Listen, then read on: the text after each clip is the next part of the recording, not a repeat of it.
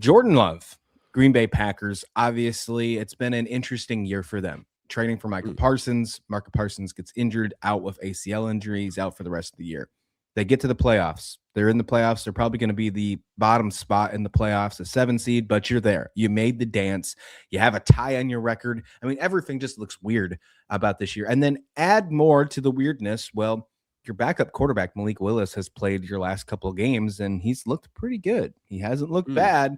And although those games did not come for Green Bay Packer wins, both of those were losses. That crazy Saturday night game against the Bears in overtime, and then the Ravens taking down them just past week 41-24, where Derrick Henry just completely went off. Neither of them were because of Malik Willis. Malik Willis looked very good in this game. Here's my conversation for this. Because Malik Willis obviously is in a contract year, he's going to find a way to probably compete for a job. We're seeing what other quarterbacks in the league are doing right now with Sam Darnold's, with Baker Mayfield's, who are having resurgences in their career. Is there a world, the NFL, if you will, where Jordan Love is traded this offseason by the Green Bay Packers?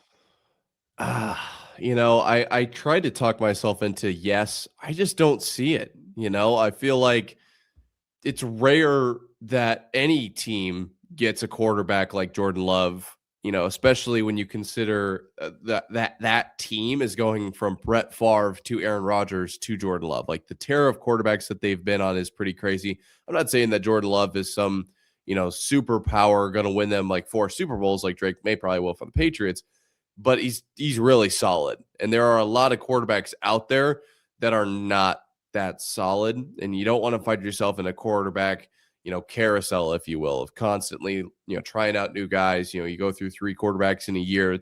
That's not good, right? You kind of want to have one guy for the whole year, and I think that Jordan Love is capable of winning them games. I think if you're Green Bay, I would actually be interested. What would the argument be for them to get rid of Jordan Love, just to roll with Malik Willis moving forward? Do you think he's really the answer there?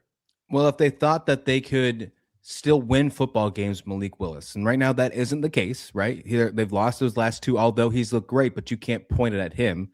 And They feel like they can build other things around him with the type of money that you can get rid of from not having Jordan Love. If you decide to keep Malik Willis, I don't think you have to sign him to a 4-year, $220 million contract like you currently have Jordan Love. He's averaging $55 million a year, making one of the highest paid quarterbacks in the league, at least at the time of the signing. He's through Green Bay through 2028 at the moment. So Jordan Love is nowhere. He's not going anywhere unless you traded him. Obviously, he's not going anywhere. Malik Willis is obviously a free agent. The thought process here is the way Malik Willis has looked in the system is not much different than what Jordan Love has looked in the system. Okay. And if you can trade and get value in Jordan Love and build around all the pieces, if you look at what the NFC North looks like right now with the Chicago Bears, with the Detroit Lions currently sitting there, and you still don't count out the Vikings. The Vikings are not going to fall off the face of the earth. This is one of the toughest divisions in football. You got to find a way to be creative. And they finally draft a wide receiver, Matthew Golden. That didn't really work out. So is Green Bay going to get scared to do that again in the draft? It's the first time they drafted a receiver in the first round in I think it was 20 years or something. Yeah, it was a very long time. So do you make a bold move and try to build a different way with different draft capital, maybe some more money in free agency? And the way you do that is by moving Jordan Love. That does make sense. Okay. I can see where your thought process is there, but the question for me is, does LaFleur have enough leash to do that? Interesting. Honestly, that's interesting. Yeah. I don't know if he's got enough wiggle room to make that kind of a move. I'm sure he can make some crazy moves in the draft if he were to keep Love. But if he ends up moving on from Love, moving forward with Willis, and then they try to build around him that way, and if it doesn't work, it's a death sentence. There's no doubt about that.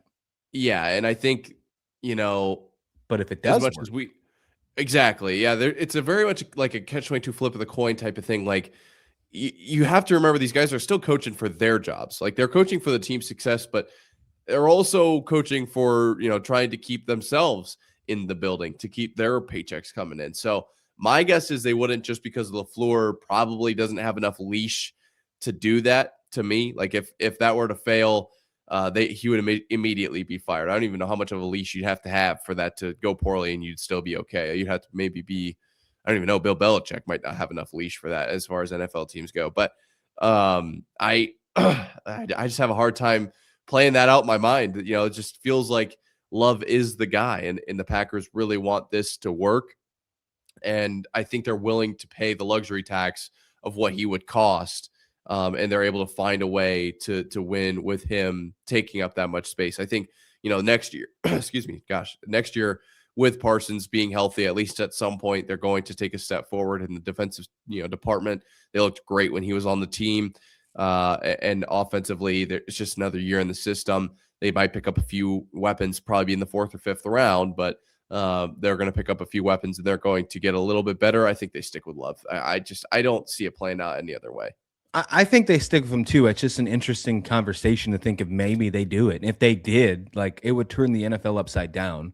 And then on the flip side, obviously, the Packers started off the season pretty well. They started off 5-1-1. They had Tucker Kraft, and that Tucker Kraft's injured. Jordan Love obviously injured. Micah Parsons obviously injured. There's a lot of things that you can look back at and be like, well, this team obviously got you to the playoffs with Jordan Love there. He didn't get injured until that Bears game that just happened on right before Christmas on the 20th. And hopefully he's ready to go again before the playoffs happen. And if that's the case, he could maybe make a run and maybe upset 1 or 2 games, or maybe even make a deep run in the playoffs, and then this completely goes away. There's another world. Speaking of the NFL, if you will, there's another world where Malik Willis, A.J. Brown, and Derrick Henry and Mike Vrabel are still on the Tennessee Titans and absolutely cooking in the AFC.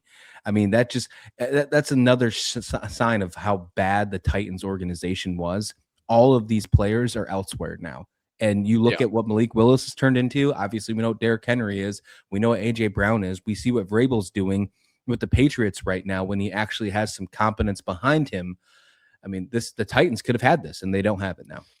The sad part about that is kind of that we knew what Derrick Henry, we knew what A.J. Brown, we knew what Mike Vrabel were at that time. Malik Willis, I would say, was more of a question mark, at least at that point in time. But the other three, like, how'd you fumble that one? You want to play NFL? One more question for you. Yeah. If Jordan Love were to be traded, if Jordan Love were to be, where would he go? Where's the right fit for Jordan Love? Hypothetically speaking, of course. Fit. New York Jets have multiple draft picks in the first round. It'd be the end of his career. See ya. 100%. 100%. But you said who would make the move? I mean, that's the first one that came to my mind. Okay. Or the Miami Dolphins. I could see him with the Dolphins. Mike McDaniel. I could do that. I think that'd be a career-saving move for McDaniel. Absolutely. Career-saving opportunity. I don't know. Well, yeah, if it doesn't work out, it's over. Yeah. I think Jordan Love should do that, but I think there's a lot more problems than just quarterback in Miami. On the Jets side, you're right. That's a career killer. That's just nothing can save the Jets. We need to burn the Jets, jettison them out of the league. I feel so bad for every Jets fan out there. I really do.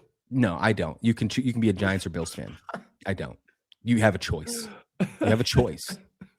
It's so bad, bro. Oh gosh.